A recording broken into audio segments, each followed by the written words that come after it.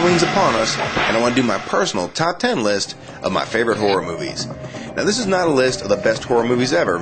This is a top 10 list of my personal favorites. There will be some excellent horror movies that will not be on it, like Psycho, The Texas Chainsaw Massacre, and the godfather of all horror movies, The Exorcist. So why are these not on the list? Again, this is not a list of the best horror movies ever made. This is a list of horror movies that I personally enjoy the most. If I were to do a top 10 list of the best horror movies ever, this list would be completely different. I made this list based solely off of sheer watchability, either how many times I've watched them already, or how many times I'll probably watch them in the future. As most of you know by now, I'm not a huge gore fan, so don't expect to see films with a high gore content. My list is filled more with psychological themes as opposed to sheer brutality. Coming in at number 10 is Fallen, starring Denzel Washington. Now, this movie has virtually no blood in it, and I really like the cast and the concept of the film. It allowed for some creative circumstances that they developed pretty well in this movie. And the thing that really made me like this movie was the first and last lines of the film. I thought that alone was some brilliant writing. If you've not seen this movie yet, be sure to check it out. At number 9, I have one of David Fincher's finest works, Seven.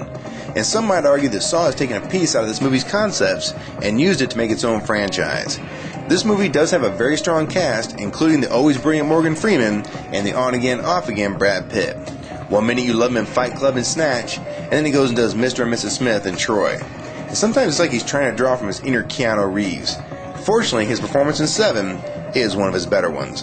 Coming in number 8 is Identity, starring John Cusack and Ray Liotta. This movie has a brilliant cast and concept, and it does have quite a few twists, and you really don't even know what's going on until about halfway through it. This is a great type of film that I really wish they'd make more of. These next two movies, I'm kind of on the fence on when it comes to horror, and the only reason why I include them in this list is the fact that most other lists include them in the horror genre, but I don't think they're true horror movies. This one to me falls more in the sci-fi category. And at number 7 is Alien, directed by the legendary Ridley Scott, and this movie flat out kicked ass. Great designs by H.R. Geiger, excellent cast starring Tom Skerritt, Harry Dean Stanton, and of course Sigourney Weaver. This was truly a landmark film, blending sci-fi and horror brilliantly together in one movie. The following movie to me is more like drama meets National Geographic as opposed to straight horror. Coming in at number 6 is Jaws. Jaws is considered by many to be the first true summer blockbuster movie, and this film cemented Steven Spielberg into the highest echelon of directors and producers in Hollywood. And once a movie of this nature goes on to be both critically and financially successful, our directors start to have more and more creative control. This movie did for Spielberg what Spartacus did for Kubrick. To even be able to make a movie work with a mechanical shark back in the day, and to actually rely on solid character development instead of cheap tricks, lands Jaws squarely at the top tier of all summer blockbuster films. Rounding out the top 5 is one of the last great horror movies, Silence of the Lambs. And what made this movie so great was the coupling of a great script with one of the best performances ever in a horror movie. Anthony Hopkins' stylish portrayal of the great Dr. Hannibal Lecter is a very rare blend of intellect, style, and sheer evil ever put on screen. The cast for this movie was incredible, the script was brilliant, and the execution was damn near flawless. Coming in at number 4 was another brilliant film, The Omen. And the casting of Gregory Peck really gave this movie stature, and the rest of the cast was just as brilliant, from Damien to the priest, and all the characters looked believable. And Damien's caretaker, man, she was creepy. And this movie came out just 2 years after The Exorcist, but it didn't come off quite as evil as that movie, which made this movie a little more watchable. The Exorcist was not a fun movie for me to watch at all. This one was. The only thing that puts this movie ahead of The Omen was the soundtrack. Coming in at number 3 is Halloween. Considered to be the movie that started the slasher genre, this is one of the great movies to be made in the 70s, and it stood the test of time. It spawned countless sequels, spoofs, and flat-out rip-offs. And the fact that there's so little blood in the movie is a testament to John Carpenter's sheer ability to tell a story and not need to resort to cheap gimmicks to scare his audiences. So now we come down to the final 2. And I must have switched these 2 movies to number 1 and back a dozen times. And after months of thinking about it, I give up. I just can't put one above the other. And some may call this a cop-out, but to put one above the other is just impossible for me to do.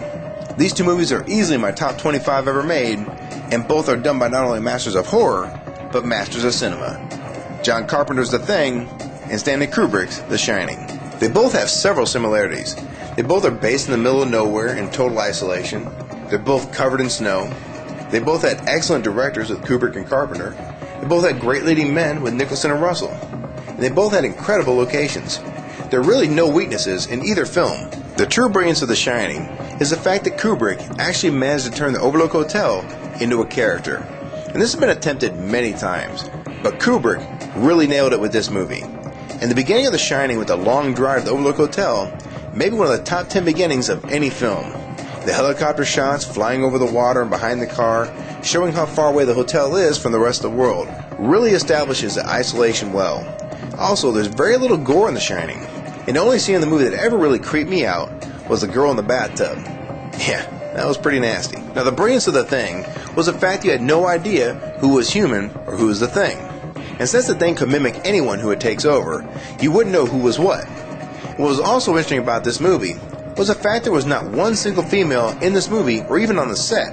And what made this a positive in this movie was the fact that it never sidetracked from the main plot of the story. What drives me crazy with many movies is that Hollywood always tries to put a token female in a movie for some lame relationship angle that most people aren't even interested in with this type of film. And I don't mind having a woman in these movies, of course, but just don't have a token woman in there just to be there. And I think everyone can admit that nothing's more annoying than a token character in a movie, be it a woman, minority, or whatever. Every character in the movie should be essential to the movie and to the story, not just there to fill a demographic. So why couldn't I choose one over the other? Well, I just couldn't see putting the number 2 next to either The Thing or The Shining. And let me know what you think. Post your comments below on what are your top 5 horror movies of all time. Thanks for tuning in, and I'll see you again next week. You'll shoot your eye out, kid. Post your comments below on what you thought of this movie. If you'd like to rate and review a movie, you can do so at www.yourmovieratings.com. At this site, you can upload a video review or even a text review of any movie ever made. If you subscribe to my channel, you'll be notified immediately when my latest movie review is uploaded. Also, if you'd like to see some of the latest info regarding my channel, then check out my website at MrBlacksReviews.com. And if you made a cool video, or you want to share your YouTube channel with other members, then post them in the YouTube section. These forums are dedicated to everything from new movie releases to your very own YouTube channel. And don't forget, I'll be giving away DVDs at the forums, including the following titles: Transformers, Harry Potter, The Simpsons, Hot Fuzz, and 4 DVDs of the movie 300. So join the forums for a chance to win any one of these DVDs. And finally, if you want to see my list of upcoming movie reviews, then just go to my forums and click on the calendar. This has all the movies that I'll be reviewing in the future. Thanks for tuning in, and I'll see you again next week.